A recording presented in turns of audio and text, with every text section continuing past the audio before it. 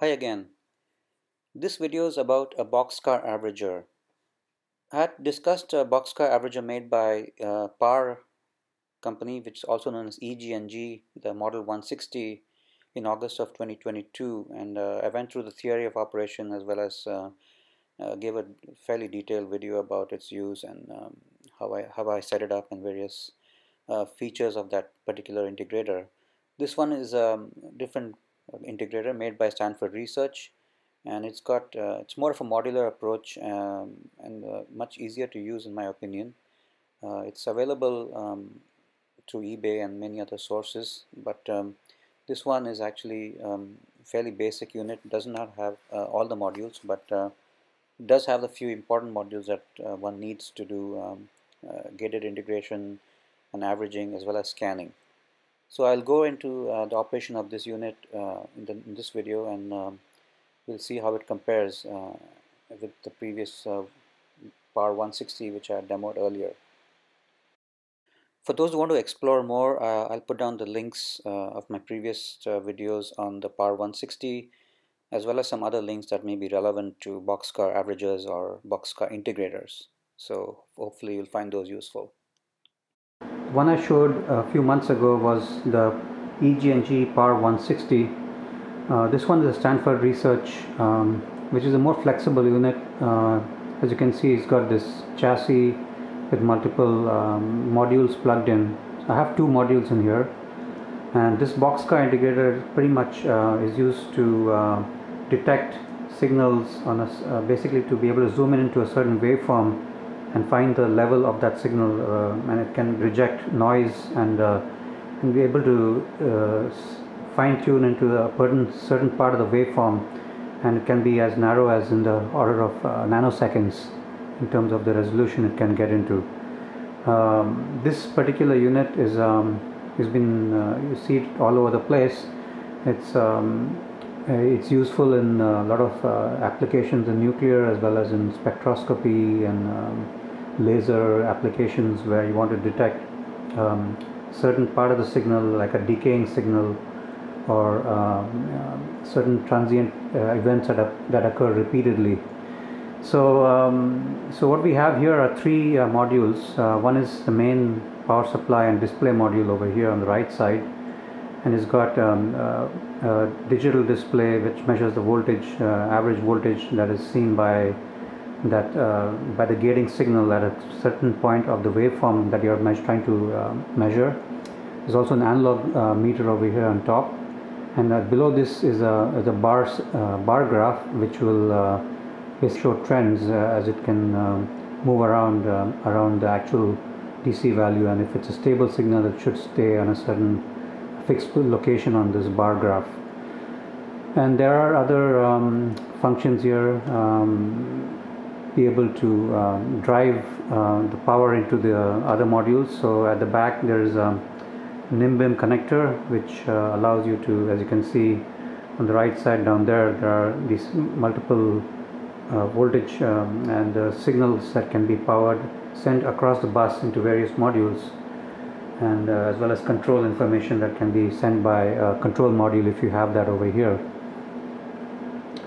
The middle one is the main unit, which is the gated integrator and the boxcar averager, and it's got multiple knobs here that can allow you to zoom into a certain part of the signal. So the first one here is how frequently you want to, what's the repetition rate of the sampling, and that is controlled by either by a asynchronous signal over here, or a knob which allows you to set the value, and you can tune the rate adjustment. That means you can allow it to increase or decrease the rate, and then you can basically stop it at a certain point. Of course, this is not that useful if you're trying to measure a very precise repetition, but in this, so you can use the external gated signal which allows you to synchronous with the signal you're trying to measure. The next panel over here is the delay. So it allows you to, this is the most important part, I guess, of the boxcar averager, is to be able to delay the gating signal to any part of the waveform, and I will show you how that works on a complicated waveform. And so that again is delay. You can adjust the delay in various steps from 10, let's see here, 1 nanosecond, and there's a multiplier over here from 0 to 10, so 0 to 10 nanoseconds, and then 10 nanoseconds and 100 nanoseconds, and all of these can be multiplied by the multiplier fine knob over here. The next panel basically allows you to measure set the width of the measurement. So if you have you want to measure a very narrow region of the waveform, you can essentially dial down this knob down to again the nanosecond region. So it goes all the way up to 3 microseconds, and again there's a multiplier, so it allows you to scale these values by a certain factor, 1, 2, 3, 4, and 5. Below that is the sensitivity. So if you want to be able to adjust the gain of this thing, so if you want to measure a very small signal, you can increase the sensitivity, and basically, and if you have a very large signal, you can decrease the sensitivity. There's also an input offset that you can adjust, that you can move the sensitivity point where you want to measure the signal. So that offset allows you to bring your sampling to where you want to sample it on a certain complex waveform. There's also a filter in over here which allows you to AC couple it or DC couple the signal with a couple of positions on this switch. And the last of the functions that is there is an averaging function. So this is like a moving average actually, instead of a filter. So it's again got various number of samples it can take. So currently this is set at 30 samples. It can go all the way up to 3000 samples, and you can also reset the average anytime you want. And that output of the average, it can be then sent to display to be able to see. In this case, it's connected to the digital meter over here, and currently it's reading 0.72 on a waveform that I'm currently sampling. So I will show that next. Below that is are the inputs. On the left side is the trigger, which is if you have an external gating signal, then you want to use this signal instead of this asynchronous one. And below that is the signal, the actual signal that is being applied to the Boxcar averager, the signal you want to measure. There are a few outputs over here. One is the gate output, which is nice to see that on the scope to see where exactly you're sampling the signal. And if you adjust the width and delay, you'll be able to see that gated signal move across the waveform.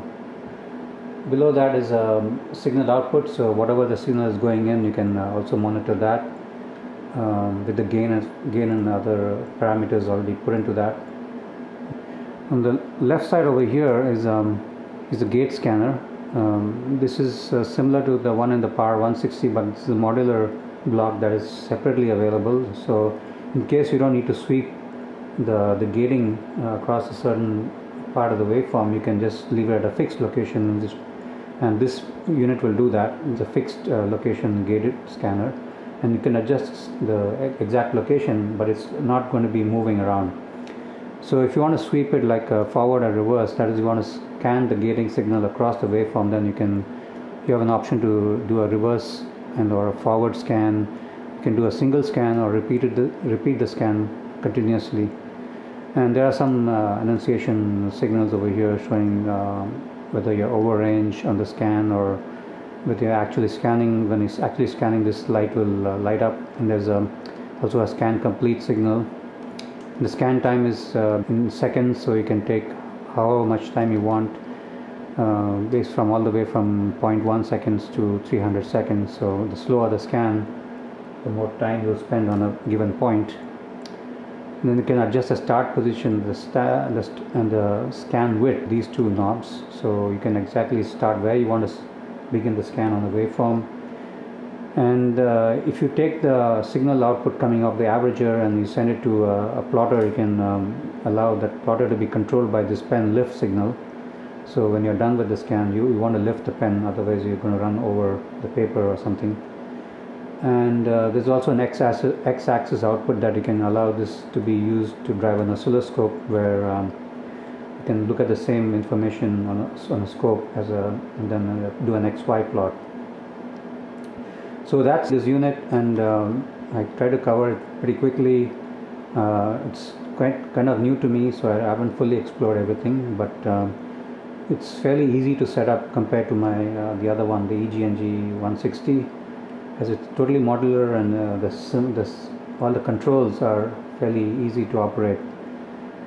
So next I would like to show you a waveform that I'm going to measure, and then show the results on the scope, as well as to see what happens on the meter over here. So here's the signal I'm trying to measure. Actually, I want to measure a glitch in the waveform. I created this glitch while making this AWG arbitrary waveform from this AWG generator, and as you can see, there's 11 kilohertz sinusoidal wave, and then there's a transition to a more random waveform, and in between these two transitions there's a glitch in the waveform. So this glitch is extremely narrow, in the order of I would say nanoseconds or hundreds of nanoseconds at the most. Anyway, we'll look at that and we'll do some measurements on that once we zoom in. Oops, let's see here.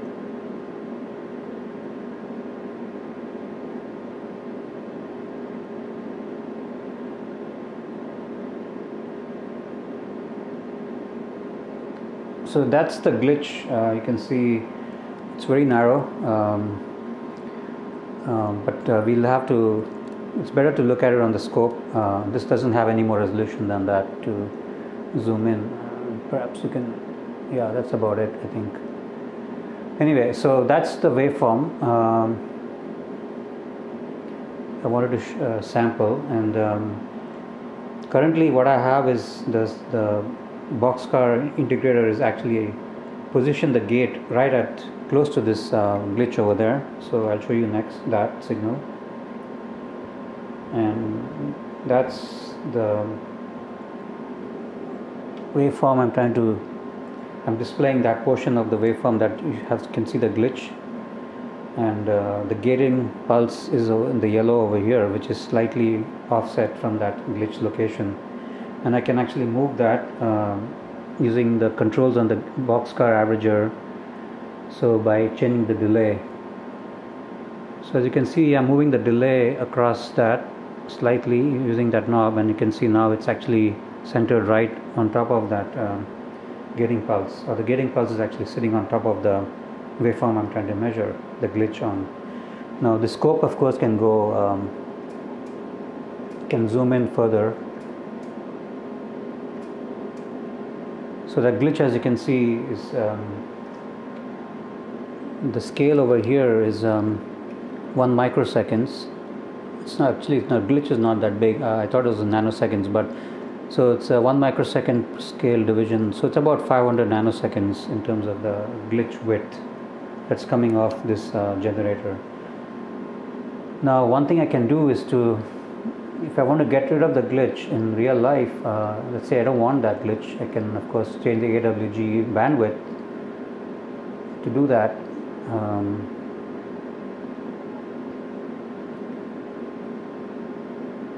I'm going to play around with the bandwidth of the AWG output.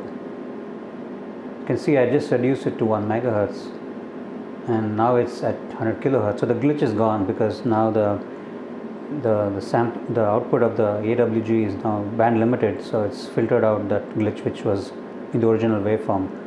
So going back to the full bandwidth 100 megahertz, you can see it's very well defined now, and now using the gate, I'm going to adjust the width of the gating pulse. Now I just reduce it to 1 microsecond, and it's pretty, as you can see, it's exactly 1 microsecond on the scope here, one division, and I can make it even narrower.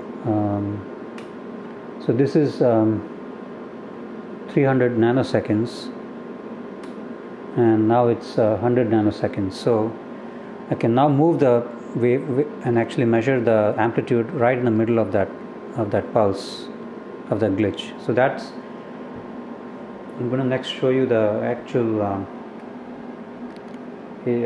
Boxcar output. Now it's reading 1.37, and this is a scaled value depending on the sensitivity that I have set, and if I change the sensitivity, it's going to basically change the value. It's just a scaling number, so you have to actually do the measurement and find out what that scale means. Now as you can see, the glitch is exactly in the middle and is 1.37. Now if I move the pulse, the gating pulse around, I'm going to move it off to the right side of that thing, and you can see it's now basically sampling at the 0 location on that waveform. It's now pretty much 0 on the Boxcar as well, so it's very precise. And if I'm going to introduce some noise on the waveform now.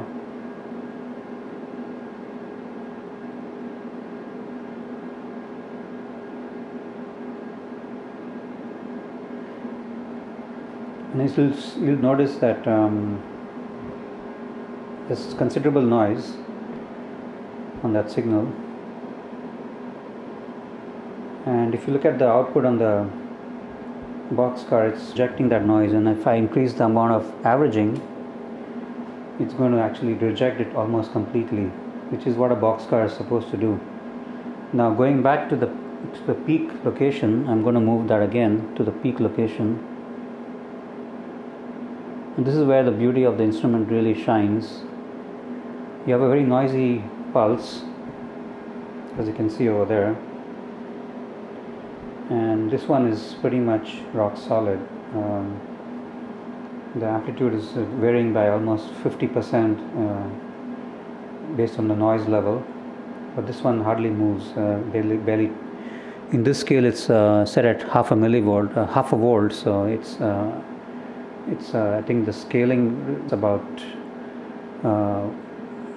2x of what would be a 1 volt peak to peak signal. So the scaling is something that I have to figure out what exactly it means and correlating it to absolute values, but you can see it's a very minor deviation going on here. Just turn the noise off and the value hasn't changed. As you can see over here, the noise is gone and we're still reading 1.48. So the Boxcar is an extremely powerful instrument to measure narrow or fine information on a complex waveform. And here the gating frequency is actually running at 1 kilohertz, because if you look at the original waveform on top over here, this whole from one end to the other is 1 millisecond, and you want to actually find a certain part of the waveform, and so that's exactly what the Boxcar is doing. It's actually allowing me to tune where I want to see it, what I want to see, and exactly zoom into that location and find the characteristic of a part of the waveform that I'm interested in. Now the last thing that I showed in my last demo for the PAR 160, the EG&G 160, was to be able to reconstruct this waveform. And now I'm not going to do that over here. I haven't fully set it up, but the gate scanner over here will do that. The gate scanner is all the means to, it sends out a sweep signal that I apply at the back of the unit for this one that controls the gating location, and that ignores any information that's coming that is set over here. So the delay is ignored that is set over here, and whatever the signal that's sent by this unit, the gate scanner, is then overriding the gating delay that is set on top on this part of the instrument here. So this is a 0 to 10 volt sweep that occurs at a given rate or at a given speed, and also you can control the, as I mentioned earlier, the start and stop location using these two knobs. So if I set that up, I'll try and do that next and show you what that looks like. So here's the gate scanner in action now. I set up a narrow sweep on the waveform. I'm starting it somewhere around here and going all the way across the glitch and then coming and stopping somewhere after that. So it's about 20% of the waveform or 30% of the waveform that I'm scanning over here. And of course the speed of the scan is right now it's set at 10 seconds per scan. I can change it to much faster. As you can see now it's at 3 seconds. So the faster you scan, the less resolution you'll get, and also the averaging may not work that well. So you've got to make sure your averaging speed and your scan speed are somewhat correlated, and you have made sure you get enough samples for every point you're scanning. So that's something you got to think about before you do the scanning with averaging. Let's go back to a slightly slower scan. So this is a 30-second scan, and this is going to give you much better results. And especially if you want to take this, now if I show you the output of the digital output over here, you'll see that it's actually moving now, and it's basically moving with respect to the waveform that is being scanned. It's actually even nicer if you look at it on the analog scope meter, because it's going to be you'll see the trends more clearly. So increase the gain a little bit over here.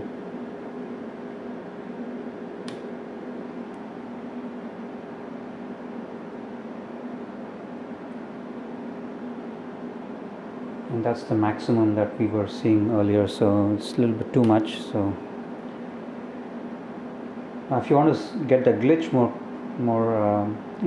get the glitch information more carefully, you may want to reduce the scan even further and do an even slower sweep to get that glitch, because that glitch is so narrow it's going to pretty quickly sweep through it.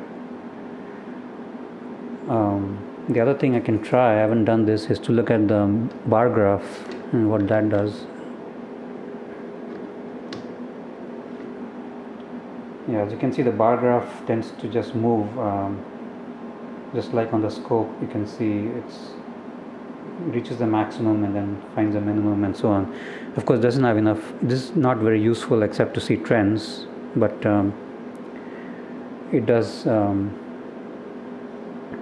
May need to increase the gain to see that. Anyway, so the digital is the most precise in terms of the values you get.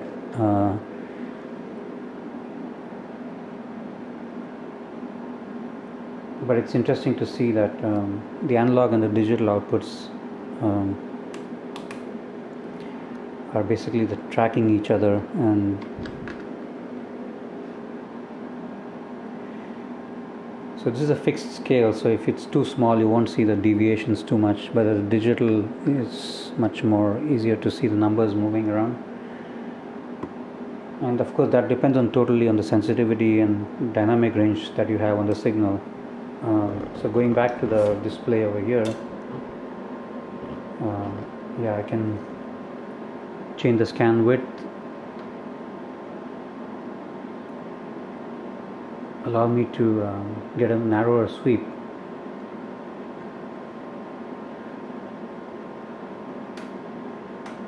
So this is a 3-second scan. Just want to move the scan to back to that glitch area, so I'm going to move it forward. Okay, so now a little bit more.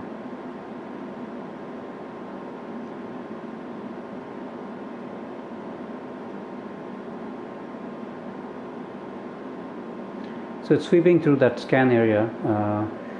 So of course we can basically, if you have noise on top of this, that's pretty noisy, but this instrument doesn't care about that noise. It's totally uncorrelated. And if you actually plot this using the average output, you actually won't see that noise at all on the plotter. So anyway, so that's basically the quick demo of this Stanford Research Boxcar Integrator. There are several other modules that are available, and one of the other modules is a computer interface that allows you to control this instrument from outside, as well as to read back some digital information. And there's some other functions like certain analog functions like taking log and square roots and squares and various other things, which these days is probably done easier on a computer, but this can actually do it in the analog domain. And there's some other modules for fast scanning, for more high bandwidth applications, where you have a higher bandwidth signals, narrower signals and glitches you can resolve, as well as preamplifiers and other modules. but to me I think these two modules along with this display are probably sufficient for what I'm trying to measure over here in this lab. So hope you enjoyed this, and hope to see you next time. Thank you.